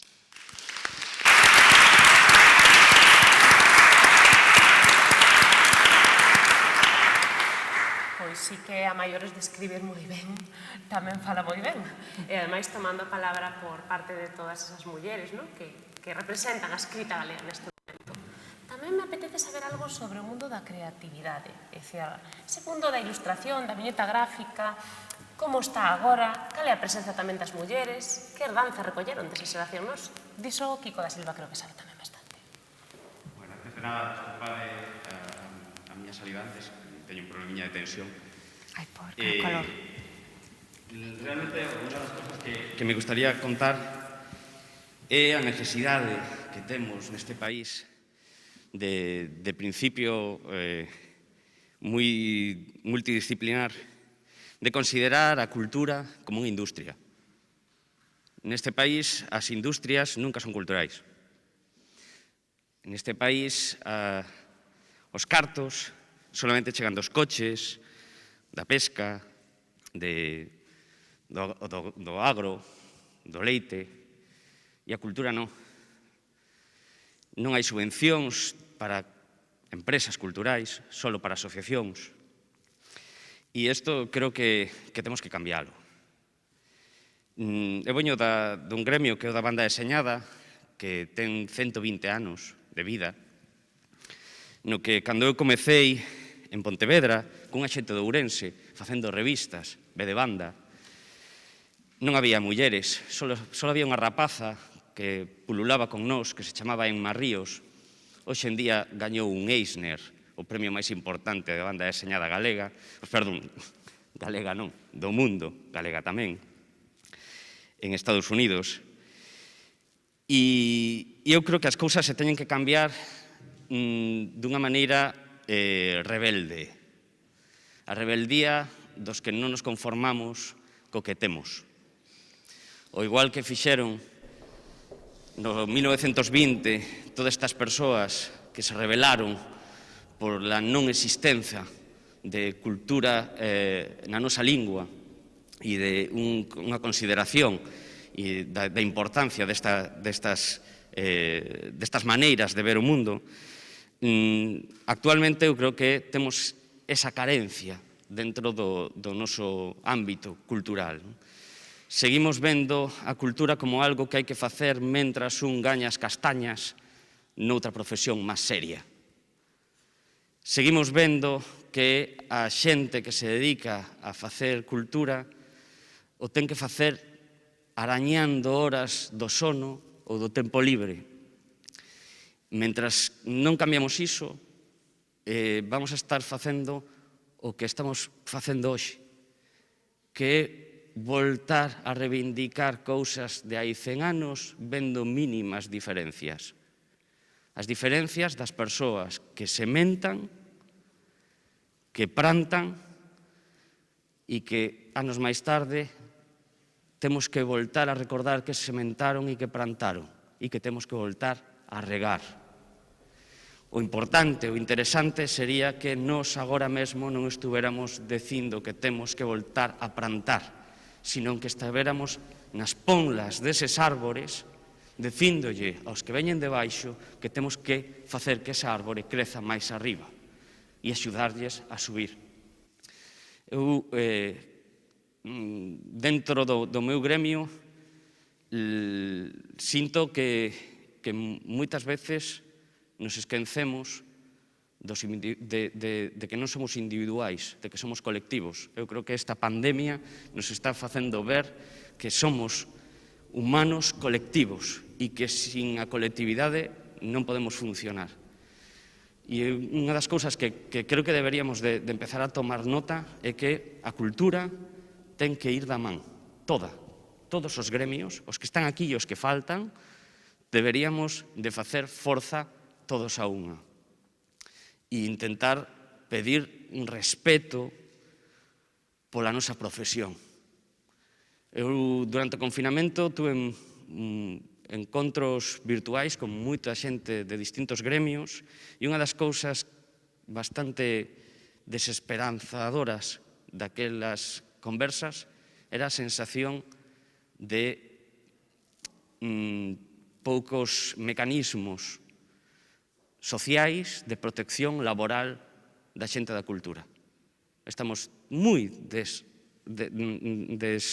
desamparados a nivel legal, somos autónomos dentro de un epígrafe no que entra de todo, ata os toreiros, que xa veredes que ten que ver un toreiro con un músico, con un liderato, nada, e a nivel fiscal fomos os últimos, e porque fixemos unha folga virtual en ser considerados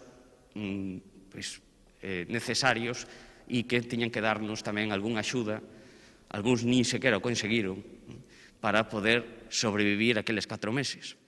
Iso é o que temos que cambiar. Temos que voltar outra vez a sementar, pero sementar entre todos e facer que isto forneza de verdade. Unha das cousas que eu creo que vai a cambiar todo isto é a concienciación da formación. E isto tamén creo que se está vendo nas institucións públicas. Aquí, neste organismo, hai unha escola de literatura, que isto é algo novidoso, algo que nunca pasara na nosa terra galega, que exista unha institución pública que fomente unha escola de escrita. E eu creo que esas son as cousas que temos que empezar a fomentar. Canto máis formación teña a xente que se dedica á cultura, máis profesionalización vai haber, menos precarización, máis coñecemento dos dereitos, da profesión e, sobre todo, algo que lle digo moito a miñas alumnas, menos medo a ser artistas. Unha das cousas que descubrín hai 9 anos, cando abrín o garaxe hermético aquí en Pontevedra, foi algo que lles comentaba antes de entrar, que era que as miñas alumnas foron aumentando a medida de que íbamos pasando os anos. Empezamos con unha alumna e o resto todos rapaces. Actualmente teño 80% de alumnas, pero non se queda aí a cousa. Eu dou un premio de fin de curso que consiste na publicación da obra e o cobro como profesional dese libro. De 6 alumnos que xa levamos publicados, desos 6, 4 son mulleres. Abrimos aí moi pouquiño un premio que estamos a piques de fallar o segundo ano con Xerais, de banda deseñada para cativos, e a primeira persoa en gañar ese premio foi unha rapaza tamén. Donde estaban? Pois donde están moitas mulleres, aínda por desgraza hoxe, na casa, crendo que non se poden dedicar a moitas profesións, porque lle di a sociedade e lle din os homes que esteñen ao seu redor, e por desgraza tamén algunhas mulleres, que non se poden dedicar a certas cousas. Isto cambia ca formación, isto cambia cando ves mulleres que escriben, que gañan premios, mulleres que falan sen medo e se mostra que podemos dedicarnos a facer calquer cousa, incluso en lugares que moitas veces creemos que nunca habería xente facendo cinema nunha aldea, xente facendo libros en lugares onde non hai industria de edición. Aquí agora mesmo hai unha cantidade brutal de xente creando que xa lle gustaría as grandes urbes de outros lugares de España.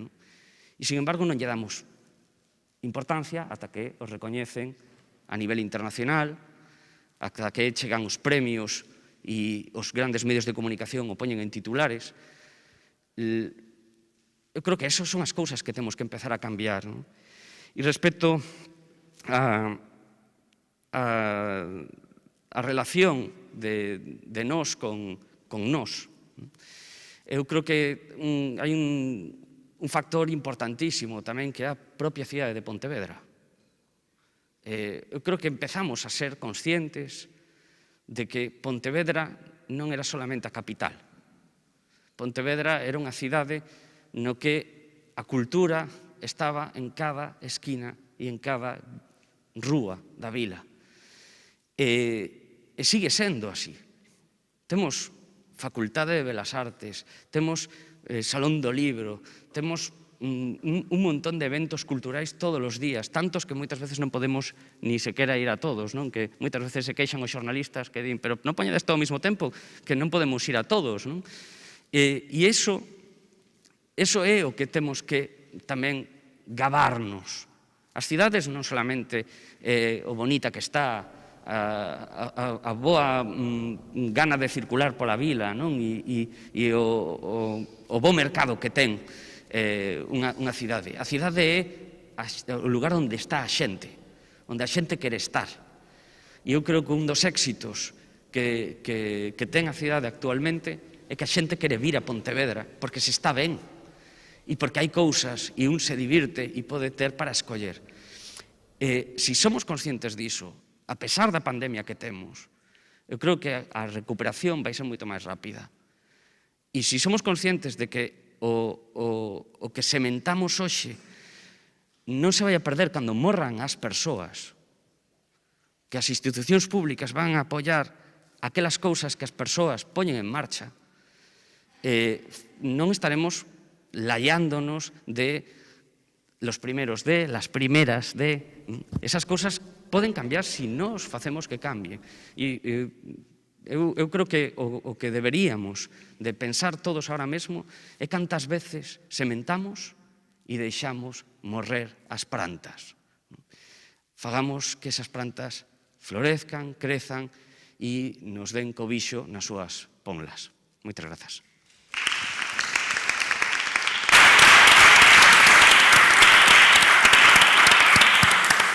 Pois pusose poético Kiko da Silva, non sei se foi a tensión, pero vamos, nos acaba de dar uns grandes titulares que creo que poden resumir moitas cousas. Mira, queda todavía por falar de institucións culturais. Nos din da porta da máquina do tempo que o toque de queda parece que dentro dun chisquiño. Entón vamos a darlle oportunidade a Miguel Fernández para falarnos.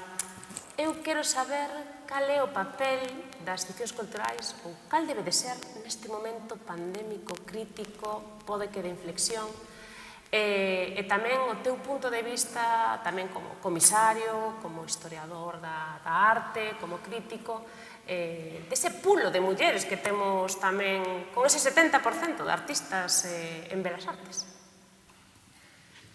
Bueno, yo empezaré dando las gracias no solo por estar aquí, sino porque me parece que esta mesa, que esta reunión no solo tiene la peculiaridad de tener tantas mujeres como hombres, sino lo que está aquí hoy, hace 10 años, para mí era impensable. Quiero decir, estamos historiadores, gente dedicada a la reflexión, periodistas, gente dedicada a la creación, autónomos, gente que trabaja en la industria. A mí me toca el papel, yo que he sido un autónomo toda mi vida y hasta hace relativamente poco, decía encima ingenuo que era un autónomo convencido. Bueno, pues a mí me toca la institución, pero esto no es habitual. Es decir, lo normal era que estuviésemos reunidos gente del mismo sector, que normalmente además teníamos opiniones contrarias, y lo bonito para mí es esto, y es más, lo realmente atractivo es que la política también se siente y que participe, y no solo participa en este caso, sino que encima nos pincha, ¿no? Yo traía preparados unas cosas, pero bueno, tampoco tiene mucho sentido. Cuando uno habla el último, resulta que otros han dicho cosas que tú querías decir o lo contrario, y creo que no tiene mucho ni insistir ni rebatir, ¿no? A mí sí me parece esencial el planteamiento, todo el debate que se hizo hace 100 años en torno a nos. Yo que también fui en su momento editor de una revista y sentí esa necesidad de sacar, porque siempre decimos se saca una revista como si fuese una muela, ¿no? Porque hay algo que tienes dentro y que lo quieres sacar. En el caso de nos es extremadamente bonito el planteamiento para mí, bueno, con el añadido muy atractivo de esa parte, como si dijéramos pedagógica, cuando está claro que hay unas ideas y unos planteamientos de tipo, digamos, ideológico y político muy claros, ¿no? Bien, yo de lo que pensaba hablar, bueno, yo creo que lo voy a resumir un poco en lo que me pide Paula y al revés, en hacer un poco una serie de pequeños puntos, ¿no? Vamos a ver, yo si me planteo hoy la situación en Galicia, yo creo que es mucho más distinta hace 30 años que a lo mejor que hace un siglo. Quiero decir, si nosotros pensamos hace 30 años, en los años 70, en los años 80, en Galicia, en España por supuesto, pero en Galicia de una manera mucho más intensa, bueno, ¿qué es lo que ha cambiado? Los estudios de Bellas Artes pasaron de ser escuelas en las que se transmitían conocimientos técnicos a integrarse en la universidad. Ojo, no sé si para bien o para mal, pero ese es un cambio que realmente es tremendamente significativo. En el medio artístico, el desarrollo, bueno, se puso en marcha un auténtico tejido de instituciones que antes no estaba, o bueno, a lo mejor estaba en parte, pero muy soterrado, ¿no?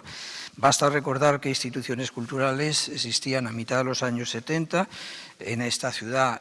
Bueno, ya que has hablado y te has referido a mí como el director y con los museos, en esta ciudad está el Gran Museo de Galicia, que en fin, que tiene sus puntos de conexión y en la creación precisamente en la gente que nos ha precedido, ¿no? en el grupo NOS. Entonces, bueno, se han abierto museos, centros de arte, espacios culturales, colecciones, galerías privadas, ferias internacionales, publicaciones, ojo, suplementos culturales. En los años finales de los 70 y 80 eran de un carácter absolutamente innovador cultural, aquellos suplementos en los cuales algo inaudito, yo que vengo del periodismo, que entonces trabajaba en un periódico, bueno, algo inaudito que era una página entera de un periódico, texto y texto, y además un texto que venía de una revista científica, una revista cultural importantísima, alemana o mexicana, ¿no? Entonces, bueno, yo por centrar un poco o por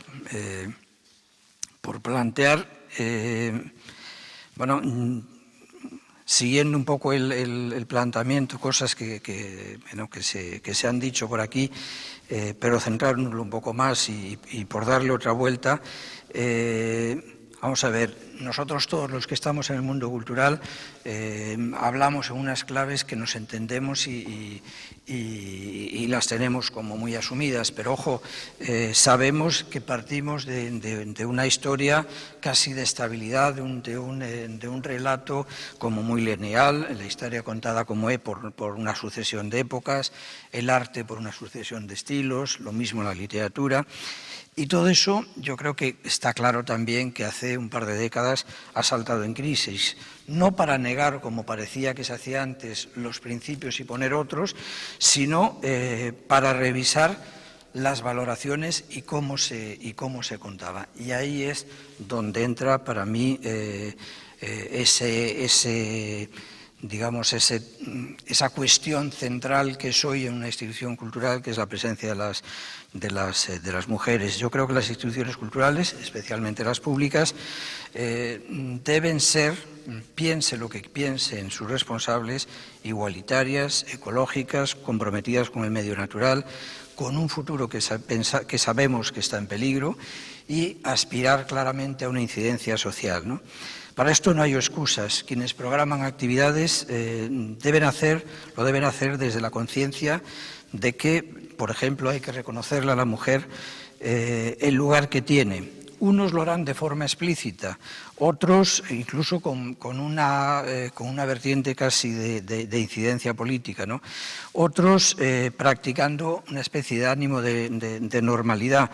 Pero el que no lo haga así nosotros sabemos que estamos cometiendo un error, y un error de base, un error que es simplemente un fallo nuestro en la manera de mirar. Por supuesto que yo no puedo discutir todo esto que se puede, yo el primero, plantear efectivamente en Bellas Artes. Yo he sido profesor en la Facultad de Bellas Artes de Pontevedra. La incidencia de las mujeres en la universidad y cuáles de ellas, el porcentaje después, cómo se reduce de manera drástica en cuanto a la incorporación al mundo laboral. Eso es un hecho. Pero si nosotros no incorporamos esos nombres que están ahí, simplemente es porque hemos hecho una mirada mala. Es decir, y eso lo sabemos, y cada uno en nuestro campo sabemos que esas cosas ocurren. Yo entonces, ya que había traído también una primera parte como muy elaborada, que directamente me la salto, sin embargo había traído como un decálogo, pues intento sintetizarlo. Vamos a ver, Galicia tiene una estructura de espacios culturales realmente importante, pero casi todos están en clara fase de crisis. El ejemplo más claro es aquellos que tienen en torno a los 20-25 años. Se hicieron en monumentos de bonanza, con presupuestos altos que permitieron tener incluso equipos humanos suficientes. En escasas ocasiones están dotados de medios técnicos que garanticen sus funciones, pero ojo, de mantenimiento. Me estoy refiriendo a algo tan básico como, por ejemplo, que un museo tenga control de temperatura y humedad. Cuestiones que la gente lo da por hecho, pero es que no es así. La mayoría de los centros tiene ese perfil de problema, ¿no? Yo tengo un sueño, yo tengo muchos, y lo bueno es que de vez en cuando se cumple alguno. Yo siempre llevo ya varios sacobeos, y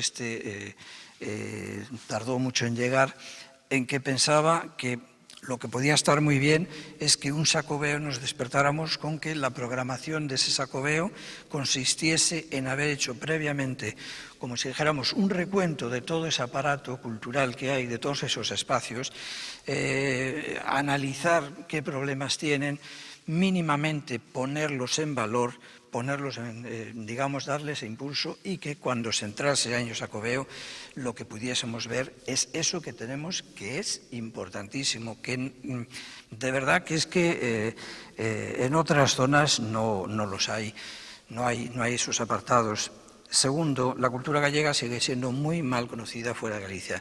Ya que se habló de la exposición sobre Castelao, cuando se hizo en Madrid, mi sorpresa es que incluso directores de museos no conocían la figura de Castelao. Después a partir de, me imagino que también de otras cosas, por ejemplo, hay quien quiere incorporar a Castelao en un discurso de una colección de la historia del arte español, y lo que están buscando, por ejemplo, en este momento en museos, por ejemplo, en el Reina Sofía, precisamente son dibujos de negros de Castelao. Pero es una indecencia a mí me lo parece claramente, ir a ver la sala donde está el Guernica, ir a ver la sala al lado del Guernica, y que allí no estén las estampas de guerra. Mientras están otros cuadernos y que no son ni siquiera dibujos originales, que son ediciones posteriores realizadas por otros artistas, desde luego infinitamente menores en calidad. Bien, luego ha habido un cambio clarísimo, que cualquiera de nosotros me parece que lo ve simplemente cuando repasas las programaciones. Hace 15, 20 años los museos de arte contemporáneo en Galicia mostraban las obras de artistas de fuera. Estamos intentando incorporarnos, pero una de las maneras era mostrando lo mejor de lo que se hacía fuera. Ahora está claro que es momento de exponer lo propio, pero no por mirarnos el ombligo, sino por dar espacio, ese espacio que los artistas de aquí no tienen en otros lugares. Es decir, y muchas veces hay una tarea que no se hace, que es precisamente la de impulsar esa colaboración con otras instituciones. Cuarto, las instituciones culturales pertenecen al sector servicios. Yo una vez dije esto y en mi medio casi me expulsan, ¿no? Pero ojo, en este momento no deben parar ni de bromas su actividad. Tenemos que hacer cosas y las tenemos que hacer, y eso sería otro punto, de manera física. Lo online está muy bien como complemento, como apoyo, pero la cultura, que es individual pero que también es colectiva, requiere, necesita y se basa en el contacto directo, en ver el tamaño que tiene un cuadro, en estar sorprendido, envuelto por la dimensión que tiene la obra cinematográfica que estás viendo. Quiero decir, la experiencia directa, ojo, que para mí es uno de los grandes problemas que puede haber, que hace poco ya hubo un primer paso. Hace poco, cuando sobre todo la anterior crisis económica, ¿qué es lo que se perdió? ¿Qué es lo que se suprimió primero en las instituciones culturales de artes plásticas? Las publicaciones. Dejaron de imprimirse catálogos, y entonces se hace simplemente una publicación digital. Tremendo error. Una de las cosas de las que yo estoy más satisfecho y me moriré satisfecho es precisamente la exposición esa de Castelao que habéis visto.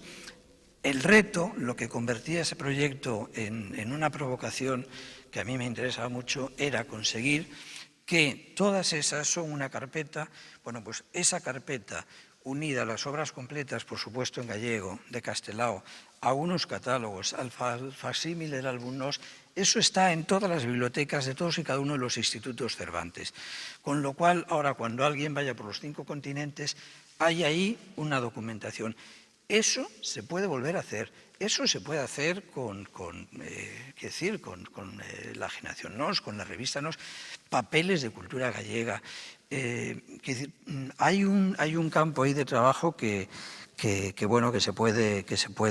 se debería estimular, ¿no? Luego, otra de estas notas así sacadas, hoy más que nunca las instituciones culturales deberían ser una especie como de institutos de arte, es decir, es esencial, las bibliotecas, los centros de documentación y, ya por último, la cultura es patrimonio, por eso no se debe marginar el ir haciendo colecciones y no debe de estar subvencionada en su totalidad por instituciones políticas, por lo tanto sí que es muy necesaria que se elabore ya una ley de patrocinio y mecenazgo realmente eficaz. Y creo que con esto me he pasado un poco en el tiempo.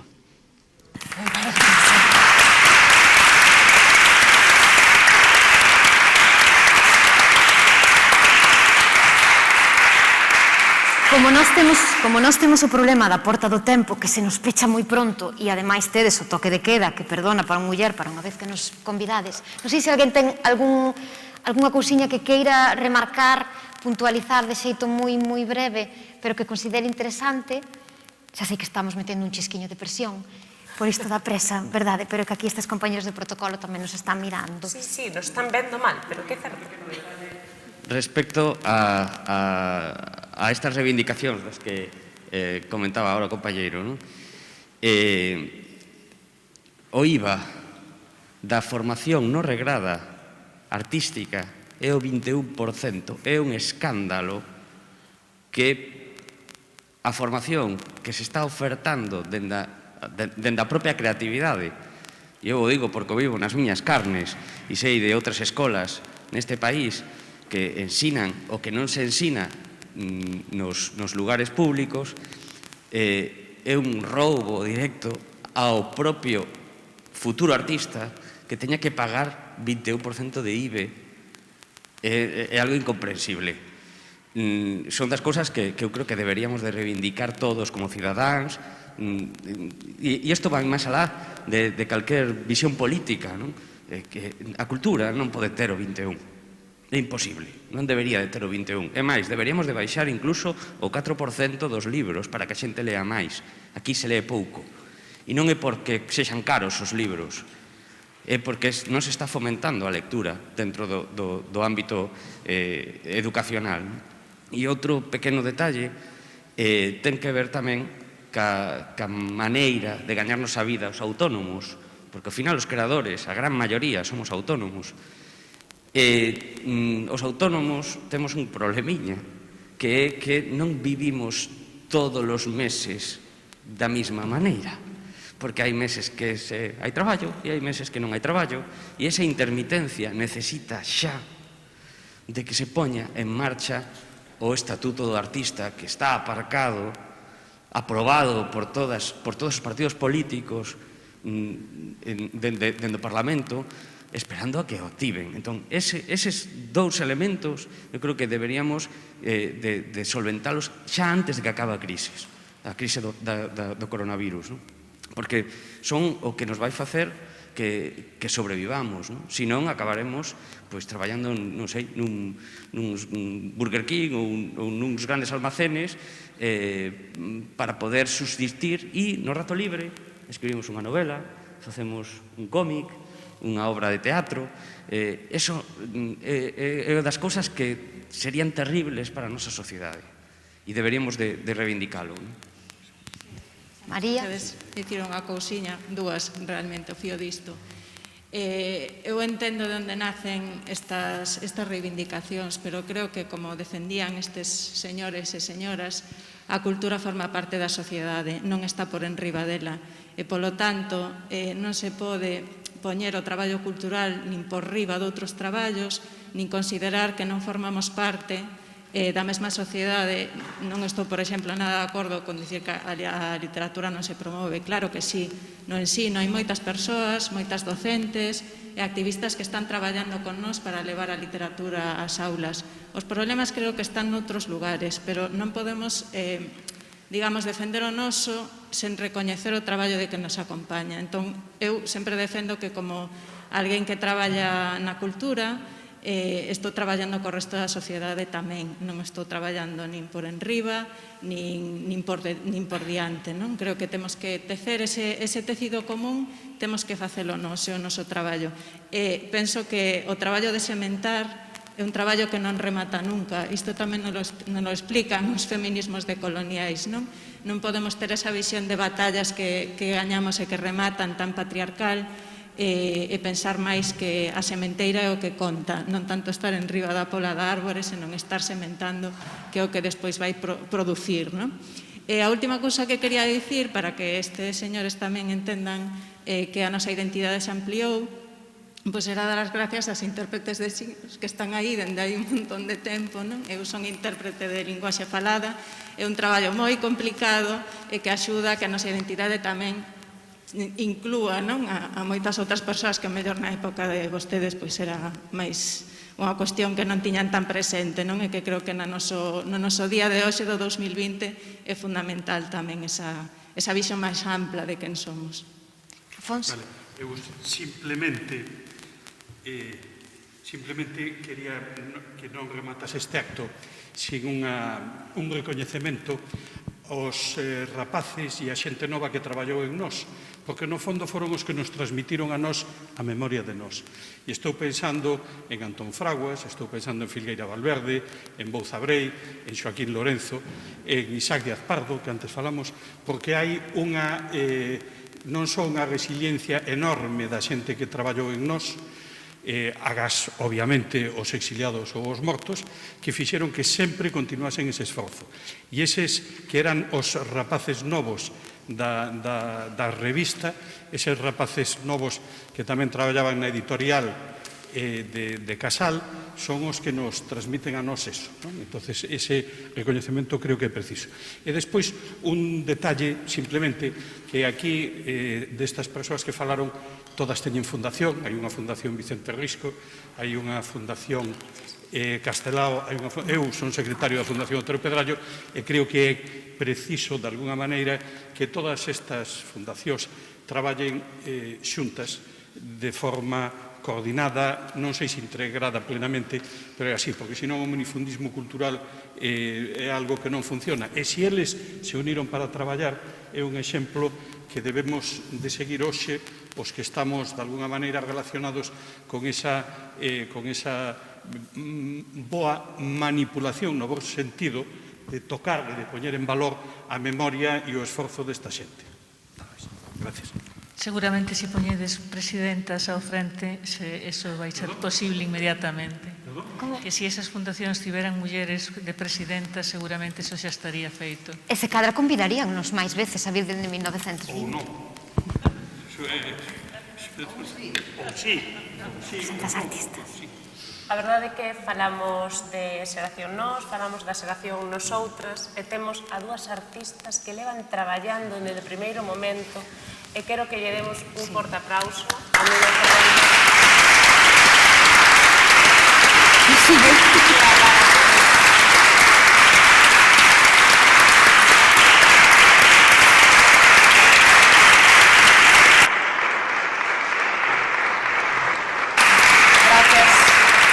Nuria Ferreiro. Grazas, Lara Cores, vos sodes futuro, pero tamén sodes presente, estades labrando no centro deste salón de plenos, onde se teñen que situar as mulleres artistas, as mulleres que fan cultura, as mulleres e os homes que podemos construir un mundo diferente onde nosoutras sexamos tamén partícipes e compartamos un mundo con igualdade de dereitos para todas e todos, porque aquí falouse de moitas cousas, falouse do dereito á cultura e o dereito ao acceso á cultura, o acceso a esa formación cultural que fará que esa cultura sexa de todas e de todos nós. Moitas grazas a todas e todos, sei que aquí tedes que marchar, porque a porta do tempo está a piques de pechar, así que, bueno, agradamos, outra vez vos esperaremos, outra vez te convidaremos persoalmente coa túa cadeira no centro do Salón de Plenos, Margot. Grazas a todas e todos.